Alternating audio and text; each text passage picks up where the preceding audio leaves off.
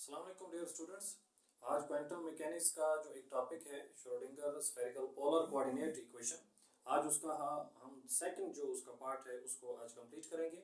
तो हमारे पास टॉपिक क्या है? असल में टॉपिक ये है कि श्रोडिंगर कार्टेशियन कोऑर्डिनेट इक्वेशन को हमने Schrodinger spherical polar coordinate equation में चेंज करना है। यानी कि श्रोडिंगर की ये जो इक्वेशन है जो ऊपर मैंने यहाँ पे मेंशन भी की हुई लिखी हुई है, तो इसको आपने ड्राइव पहले सीखना है, इसकी डेरिवेशन, वो भी डेरिवेशन जो है वो मैंने अपलोड की हुई है। फिर इसी इक्वेशन को इस इक्वेशन में किस तरीके से कन्वर्ट करते हैं तो उसके हवाले से पहला पार्ट इसका जो है वो मैं अपलोड कर चुका हूँ और आज मैं इसका सेकंड पार्ट बना रहा हूँ।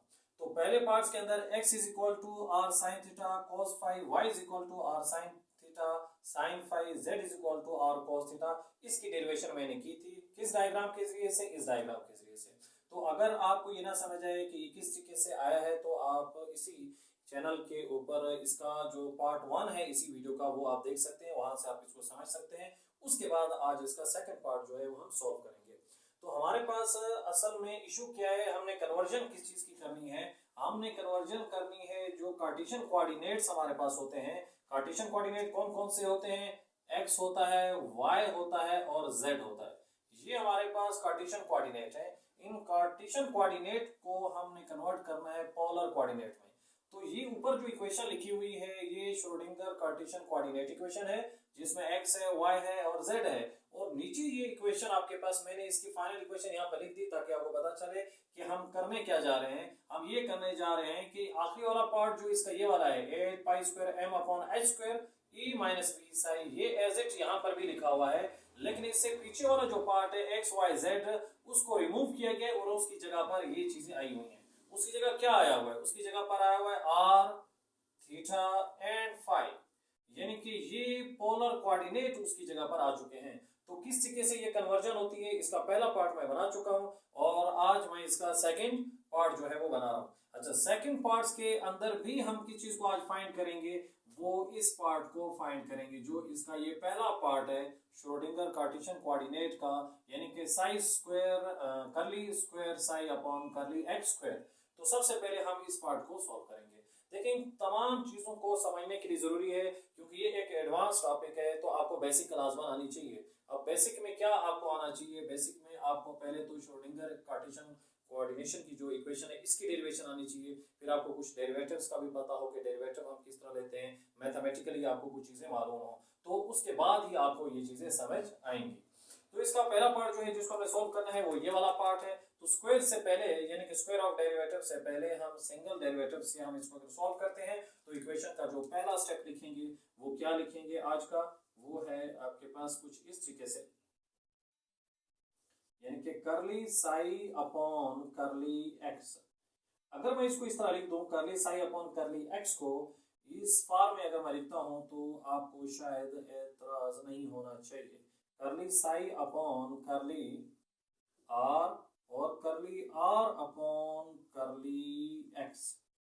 यहां पर अगर आप देखें ये करली आर और करली आर दोनों एक दूसरे से क्या हो जाएंगे? कैंसिल, तो बच क्या जाएगा? करली साई अपॉन करली एक्स। करली हमारे पास पार्शियल डेरिवेटिव को हम कहते हैं, यानी कि partial derivative of wave function और with respect to partial derivative of x बचेगा वही आपके पास। लेकिन ये हमारे पास सिर्फ एक पोलर कोऑर्डिनेट के हवाले से है, तो जो सेकंड पोलर कोऑर्डिनेट है उसके हवाले से भी इसी तरह का पार्ट बनाएंगे और जो थर्ड पोलर कोऑर्डिनेट फाई है उसके हवाले से भी इसी तरह का ही पार्ट बनाएंगे। तो इसी में देखिए मैं आपके पास इसका सेकंड पार्ट लिखता हूं। जो सेकंड पार्ट इसका बनेगा वो यूं बन जाएगा कि करली साई अपॉन करली थीटा और करली थीटा अपॉन करली एक्स हो जाएगा। अगर यहां पर भी देखें करली थीटा से कैंसिल और करली आपके पास साई अपॉन करली एक्स आपके पास बच जाएगा, यानी कि इसी पार्ट के ही बराबर हो जाएगा। तो इसका ये सेकंड पार्ट हो गया। जो थर्ड पोलर कोऑर्डिनेट है उसके हवाले से भी अगर मैं लिखूं तो यहाँ पर इस तरीके से इसको आपके पास जो है वो मेंशन करूंगा कि प्लस हमारे पास है करली साई अपॉन करली फाई और करली फाई अपॉन करली एक्स। तो ये तो बन जाती है हमारे पास इक्वेशन 1। अब हमने इस इक्वेशन को फाइंड करना है, इसके अंदर जो वेरिएबल्स मौजूद हैं, इसके अंदर जो डेरिवेटिव्स मौजूद हैं, इसी को हमने फाइंड करना है और इस इक्वेशन 1 में हम इनकी वैल्यूज को क्या कर देंगे? पुट कर देंगे। अब वो किस तरीके से सोल्व होगा, कैसे सोल्व होगा, वो अभी हमें यहाँ पर देखना है। देखिए देखिए हमने इस पार्ट को खत्म करना है, करली आर अपॉन करली एक्स को, करली थीटा अपॉन करली एक्स को, करली फाई अपॉन करली एक्स को। इसको क्यों खत्म करना है? इसलिए खत्म करना है क्योंकि एक्स तो हमारे पास कार्टेशियन कोऑर्डिनेट है, एक्स कार्टेशियन कोऑर्डिनेट है, इसको हम यहाँ से रिमूव कर देंगे। जब रिमूव कर देंगे तो इस पार्ट का जवाब आ जाएगा, करली साई अपॉन करली आपके पास एक्स का आ जाएगा।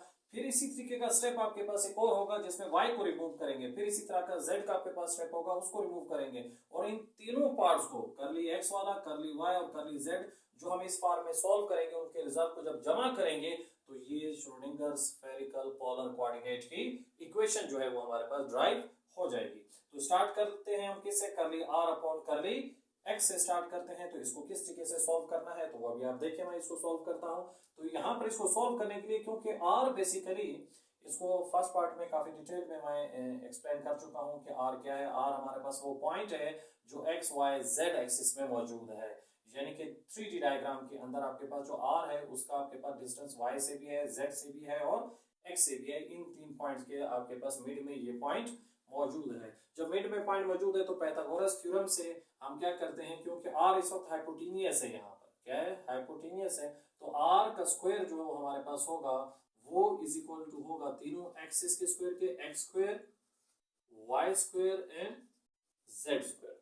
तो सबसे पहले हम आर को हमने मालूम करना है, करली आर अपॉन करली एक्स, मतलब करली डेरिवेटिव है, पार्शियल डेरिवेटिव भी केस जिसको कहते हैं। तो इसका जब हम डेरिवेटिव लेंगे तो डेरिवेटिव के फार्मूले आपको आने चाहिए, बेसिक फार्मूले आपको लाजमान आने चाहिए। मैंने इसी चैनल के ऊपर जो है first order of reaction, second order of reactions की वीडियो भी अपलोड की हुई है, वहां पर मैंने डेरिवेटिव को भी समझाया हुआ है, इंटीग्रेशन को भी समझाया हुआ है, तो उन वीडियो से भी आप हेल्प ले सकते हैं। लेकिन यहाँ पर अगर मैं उनको दोबारा समझाता हूँ तो ये वीडियो बहुत लंबी हो जाएगी, इसलिए बेसिक आपको लाजमान पहले से आना चाहिए। तो अगर मैं इसका डेरिवेटिव लेता हूँ तो डिफरेंशिएट करता हूँ, differentiate with respect to x, with respect to x जब इसको डेरिवेटिव लूंगा तो आपके पास इस सबसे पहले पावर सोल्व होती है, पावर सोल्व होगी, पावर पीछे आ जाएगी, तो ये हो जाएगा 2r और साथ में हम लिख देंगे करली r अपॉन करली x। यहाँ पर x मौजूद है, x का डेरिवेटिव क्या आ जाएगा, 2x हो जाएगा, क्योंकि पावर पीछे आ जाएगी, पावर में से 1 माइनस होगा तो इधर पावर 1 बच जाएगी।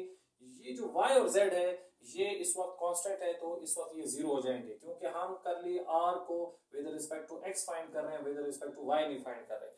जो इसका अगला पार्ट होगा तो हम y के लिहाज से मालूम करेंगे, इससे अगला पार्ट होगा z के लिहाज से। जब z के लिहाज से मालूम कर रहे होंगे, यानी कि डिफरेंशिएट कर रहे होंगे z के लिहाज से, तो x और y की वैल्यू 0 हो जाएगी।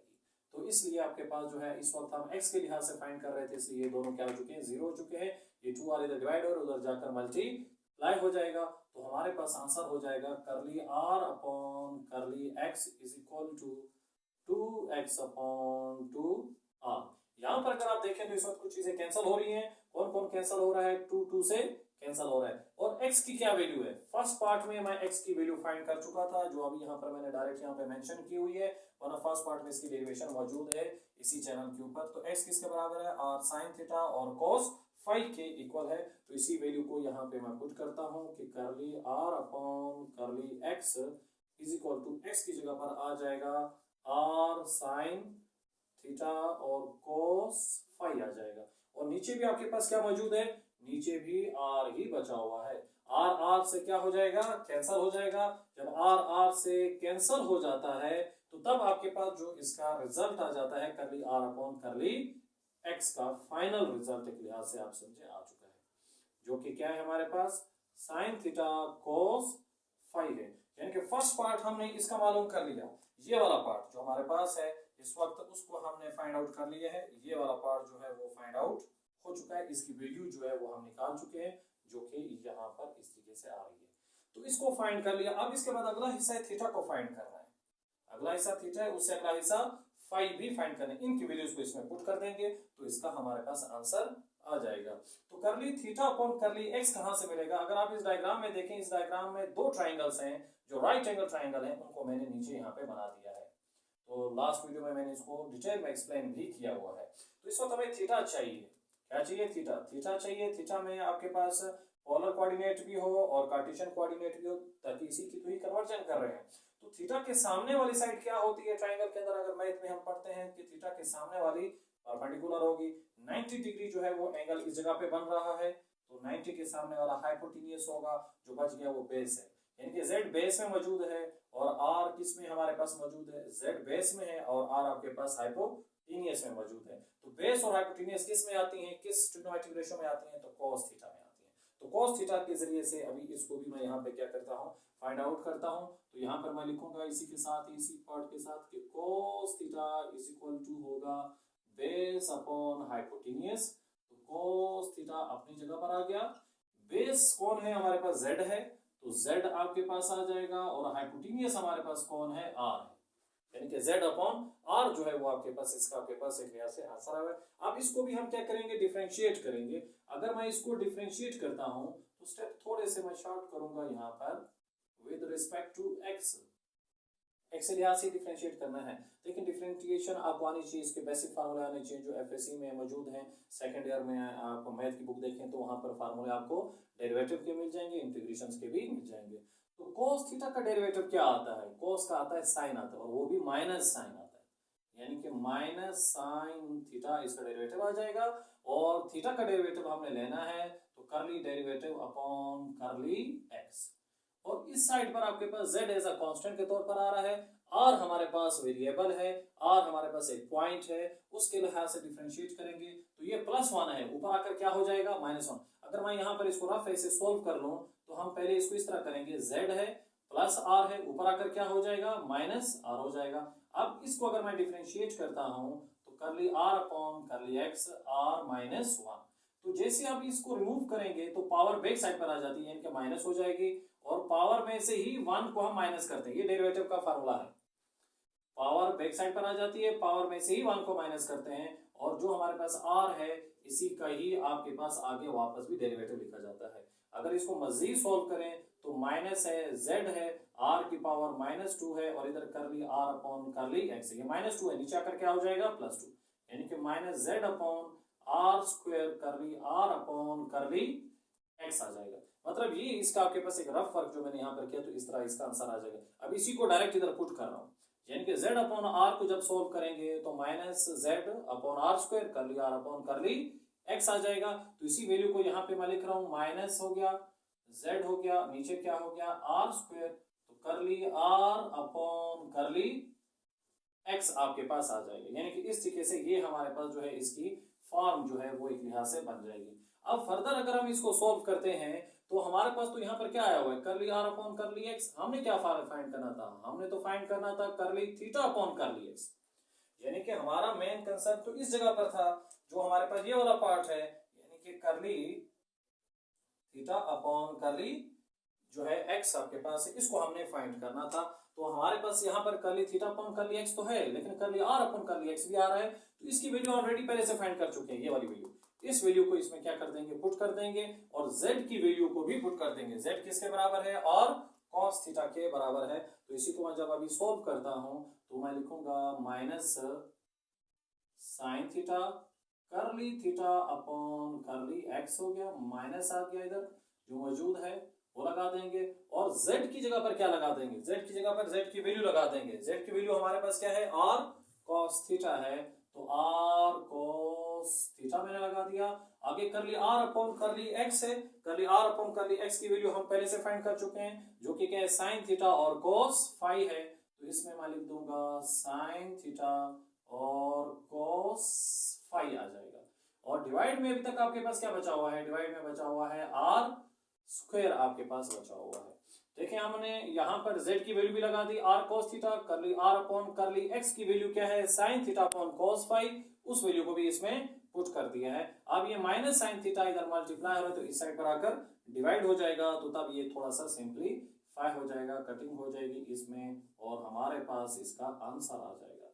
इसी को मैं लिख रहा हूँ, माइनस है, r है, cos थीटा है, sin थीटा है, और cos फाई है, और डिवाइड में आपके पास r स्क्वायर पहले से मौजूद है, माइनस साइन थीटा मल्टीप्लाई हो रहा है, तो इस साइड पर आकर डिवाइड हो जाएगा। अब यहाँ पर हमने कटिंग करनी है फिर दोबारा एक दफा, और इस कटिंग में अगर आप देखें तो कौन कौन सी चीजें कट हो रही हैं, एक r से कैंसिल हो रहा है, माइनस माइनस से कैंसिल हो रहा है, साइन थीटा से कैंसिल हो चुका है।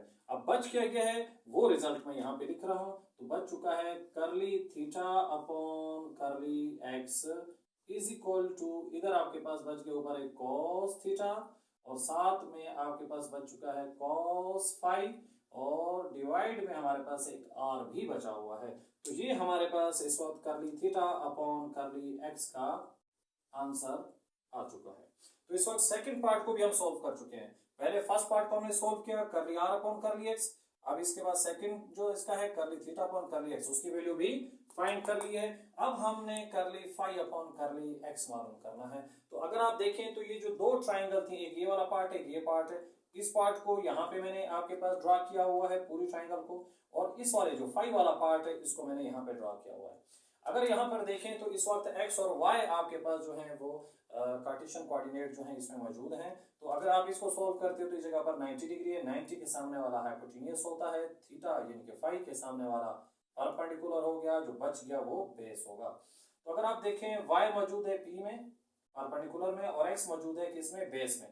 ये दोनों आपके पास इस तरीके से मौजूद हैं। अब इनको अगर मैं सॉल्व करता हूं तो मुझे कौन सी ट्रिग्नोमेट्रिक रेशियो यूज करनी चाहिए जिसमें परपेंडिकुलर और बेस मौजूद हो। तो हमारे पास एक ही है जो कि है tan फाई है, यानी कि tan थीटा है। तो tan थीटा का यूज करते हुए यहाँ पर फाई को मालूम करूंगा, यानी कि करली फाई अपॉन करली x। इसकी वैल्यू फाइंड करने के बाद इसी इक्वेशन में इन वैल्यूज को पुट कर देंगे, तब हमारे पास इसका ये वाला पार्ट जो है वो क्या हो जाएगा, मालूम हो जाएगा। तो अभी इसके बाद अगला हिसाब देखें, करली आपके पास जो है इसको जो फाइंड आउट करते हैं तो हमारे पास tan फाई के जरिए से फाइंड आउट करेंगे। तो tan फाई को मैं यहाँ पे लिख रहा हूँ, tan phi is equal to होगा परपेंडिकुलर अपॉन बेस। परपेंडिकुलर कौन है, y है, बेस कौन है, x है। अब इसको भी डिफरेंशिएट करना है हमने, तो इसको मैं डिफरेंशिएट करता हूं, differentiate with respect to x। कुछ चीज हमें मालूम हो पहले से कि tan के डेरिवेटिव क्या आता है। tan का अगर डेरिवेटिव लें तो सेकेंड स्क्वायर आता है। क्या आता है, सेकेंड स्क्वायर। ये सारे फार्मूले आपके पास डिटेल में आपके पास मौजूद हैं। तो tan का आपके पास क्या फार्मूला आता है, यानी कि डेरिवेटिव क्या आता है, वो आता है सेकेंड स्क्वायर फाई, और फाइव का आपने लेना है डेरिवेटिव लाजमन करली फाई अपॉन करली x। यहाँ पर अगर आप देखें तो इस वक्त y एज आप समझें कि कोफिशिएंट के तौर पर है, क्योंकि हम डिफरेंशिएट कर रहे हैं x को, ये +1 है, ऊपर आकर क्या हो जाएगा, -1। इसको रफ में यहाँ पर एक दफा सोल्व कर रहा हूं मैं कि ये कैसे होगा। पहले हम इसको ऊपर शिफ्ट करेंगे, ये आपके पास इसकी पावर +1 है, ऊपर आकर क्या हो जाएगी, -1। अगर आप इसको डिफरेंशिएट करते हो तो आपके पास इसके साथ यूं जब आप इसको लिखोगे तो पावर बैक साइड पर आएगी, -y हो जाएगा, पावर में से ही 1 माइनस हो जाएगा, तो -y x -2। ये -2 है तो नीचे आकर क्या हो जाएगा, +2 हो जाएगा, यानी कि -y अपॉन x का स्क्वायर। तो ये इसका डेरिवेटिव है इस साइड का। इस साइड का डेरिवेटिव मैंने यहाँ पर लिख दिया है, तो इसके अंदर आपके पास लिखने की जरूरत नहीं है, डायरेक्ट हम इसको सॉल्व कर लेंगे कि आपके पास होगा कैसे, इस तरह होगा, +x है, ऊपर आकर क्या होगा, -x, और उसका कर्ली जब डेरिवेटिव लेंगे माइनस बैक साइड पर आ जाता है, बैक साइड पर आ गया, और इसी पावर में से 1 को माइनस करते हैं तो पावर पहले से -1 थी, एक और -1 आ गया डेरिवेटिव की वजह से, तो -2 हो जाएगा। ये -2 है, नीचे आकर क्या हो जाएगा, +2 हो जाएगा। तो इसी वैल्यू को यहाँ पर मैं आपके पास एक साथ ही पुट कर रहा हूँ कि -y अपॉन x स्क्वायर आपके पास जो है वो इसका डेरिवेटिव के लिहाज से होगा। अब इसको फर्दर अगर हम सोल्व करते हैं तो इनकी वैल्यूज पुट करेंगे। y की भी वैल्यू हमारे पास मौजूद है r sin theta sin phi, और x की वैल्यू भी मौजूद है r sin theta cos phi. इन वैल्यूज को पुट कर देंगे और उसी के बाद हम इसको सिंपलीफाई करेंगे, तो तब हमारे पास इसका आंसर आ जाएगा। तो अगर देखें अभी इसको अगला स्टेप इसका मैं क्या करता हूँ कि आपके पास इससे पहले तो ये से मल्टीप्लायर है तो उस साइड पे जाकर डिवाइड हो जाएगा, तो हमारे पास बन जाएगा curly phi upon curly x is equal to minus y की वैल्यू को पुट करना है। y की क्या वैल्यू है, r sin theta sin phi. ये फर्स्ट इसका जो पार्ट है आपके पास इसी टॉपिक का जो श्रोडिंगर स्फेरिकल पोलर कोऑर्डिनेट का पहला पार्ट है, वहां पर मैंने इसको सॉल्व किया हुआ है। तो y की जगह पर क्या आ जाएगा, r sin थीटा और हो गया sin फाई, ये तो इसकी वैल्यू आ गई। x की वैल्यू लिखनी है, x के ऊपर स्क्वायर है तो x की वैल्यू का भी स्क्वायर हो जाएगा। तो यहाँ पर r मौजूद है तो r का भी स्क्वायर, और साइन मौजूद है तो साइन का भी स्क्वायर हो जाएगा साइन थीटा, और cos है और cos का भी स्क्वायर हो जाएगा, और साथ में ये सेकेंड स्क्वायर फाई जो इधर मल्टीप्लाई हो रहा है तो इस साइड पर आकर क्या हो जाएगा, डिवाइड हो जाएगा, सेकेंड फाई जो है। ठीक हो गया। अब यहाँ पर चीजें फिर कुछ कैंसिल हो रही हैं, तो अगर आप देखें क्या क्या कैंसिल हो रहा है, आर एक आर से कैंसिल हो जाएगा, साइन थीटा एक साइन थीटा से कैंसिल हो जाएगा, कोस स्क्वायर सेकंड स्क्वायर से कैंसिल हो जाएगा पूरा का पूरा। क्यों कैंसिल होगा? क्योंकि हमें मालूम है कि जो कोस स्क्वायर फाई है ये 1 सेकंड स्क्वायर फाई के बराबर होता है, क्योंकि ये दोनों एक दूसरे के इनवर्स हैं। जैसे साइन का इनवर्स कोसेकेंट है, जैसे टेंजेंट का इनवर्स कोटेंजेंट है, तो इसी तरह कोस जो हमारे पास स्क्वायर फाई है इसका सेकंड होगा। तो इसलिए अगर आप इसकी वैल्यू को इधर पुट करते हैं कोस स्क्वायर फाई की जगह पर 1 सेकंड स्क्वायर फाई, तो सेकंड सेकंड से कैंसिल हो जाएगा। तो ये दोनों भी आपस में क्या हो जाएंगे, कैंसिल हो जाएंगे। जब ये दोनों कैंसिल हो जाएंगे तो तब अब हमारे पास जो रिजल्ट बचा हुआ है उस रिजल्ट को हम यहाँ पे लिख देते हैं। तो उस रिजल्ट को मैं इस साइड पे लिख रहा हूं कि करली फाई अपॉन करली एक्स इज इक्वल टू, ऊपर माइनस साइन अभी तक मौजूद है और ऊपर एक हमारे पास साइन फाई मौजूद है और दूसरा पार्ट क्या मौजूद है, एक आर भी मौजूद है और साथ में साइन थीटा भी मौजूद है। तो ये इसका तीसरा पार्ट जो था इसका आपके पास वो भी हमने क्या कर लिया है, फाइंड आउट कर लिया है। तीन पार्ट्स थे, एक पार्ट था करली आर अपॉन करली एक्स जो पहले मैंने यहाँ पे फाइंड किया आर स्क्वायर और इज इक्वल टू के जरिए से। दूसरा था आपके पास करली थीटा अपॉन करली एक्स, तो उसको मैंने यहाँ पर cos theta is equal to base upon h यहाँ पर इसके जरिए से फाइंड किया। तीसरा है करली फाई अपॉन करली एक्स, तो उसको मैंने tan फाई के जरिए से y अपॉन x के जरिए से। ये tan phi is equal to y upon x कहाँ से आया, ये इसी डायग्राम से आया है जो आपके पास इस टॉपिक के स्टार्ट से ही हम इस डायग्राम को फोकस करते हैं, क्योंकि हमने इस पॉइंट को जो है वो एक्स एक्सिस में तो मौजूद है लेकिन हमने इसको पोलर कोऑर्डिनेट में क्या करना है, कन्वर्ट करना है। तो उस लिहाज से आपके पास इस डायग्राम को बनाया गया जो फर्स्ट पार्ट में जो मैंने इस वीडियो बनाई हुई है उसके अंदर मैंने इसको एक्सप्लेन किया हुआ है। तो ये तीन चीजें मौजूद हैं, इन तीनों की वैल्यूज को हम यहाँ पर क्या कर देंगे, पुट करेंगे। जैसे यहाँ पर हम इसको पुट करेंगे तो हमारे पास पहला पार्ट इसका फाइंड आउट हो जाएगा, फिर इसी तरह सेकंड पार्ट भी मालूम करेंगे, थर्ड पार्ट भी मालूम करेंगे और फिर इन तीनों को जब जमा करेंगे तो हमारे पास ये पूरी इक्वेशन एक लिहाज से बन जाएगी। तो अभी इनकी वैल्यूज को मैं यहाँ पे पुट कर रहा हूँ, आप देखें करली साई अपॉन करली एक्स इज इक्वल टू करली साई अपॉन करली आर पहले से मौजूद है। करली आर अपॉन करली एक्स का क्या जवाब था, sine theta and cos phi. ये हमारे पास इसका पहले का हिस्सा है वो मैंने यहाँ पे पुट कर दिया। अब इसमें मैं प्लस लगा दूंगा। फिर है करली फाई अपॉन करली थीटा, तो इसमें आपके पास करली थीटा अपॉन करली एक्स को फाइंड किया हुआ है। करली थीटा अपॉन करली एक्स की वैल्यू ये है, कोस थीटा है, इसमें कोस थीटा है, कोस फाई है, डिवाइडेड बाय हमारे पास क्या है, आर है। फिर इसका तीसरा हिस्सा जो मैं यहाँ पे लिख रहा हूं कि प्लस है करली साई अपॉन करली फाई और इसी के साथ करली फाई अपॉन करली एक्स की वैल्यू जो है वो ये फाइंड की हुई है। तो इसकी वैल्यू को जब पुट करूंगा, चाहिए पीछे प्लस है लेकिन इसकी वैल्यू माइनस में आ रही है, तो प्लस माइनस क्या हो जाएगा, माइनस, यानी कि इसको माइनस कर देता हूं और उसी के साथ आ जाएगा साइन फाई अपॉन आपके पास और क्या है, आर साइन थीटा आपके पास। तो इस तरीके से करली साई अपॉन करली एक्स को हमने क्या कर लिया है, फाइंड आउट कर लिया है। तो ये इसका पहला पार्ट था जिसके आपके पास इस पार्ट को सॉल्व किया मैंने। अब इसके बाद नेक्स्ट जो मैं वीडियो इसमें बनाऊंगा इसी का स्क्वायर भी ले लूंगा और साथ में करली जो है हमारे पास स्क्वायर साई अपॉन करली वाई स्क्वायर को भी फाइंड आउट करूंगा और इन दोनों की वैल्यूज को प्लस करके भी आपके पास इसका रिजल्ट जो जमा करेंगे तो उसमें भी आपके पास देखेंगे कि कौन कौन से पार्ट्स बच जाते हैं। फिर इसी तरह करली जेड को भी फाइंड करेंगे। तो आपके पास ये इस लेक्चर का जो Schrodinger spherical polar coordinate equation है इसका ये सेकंड लेक्चर था।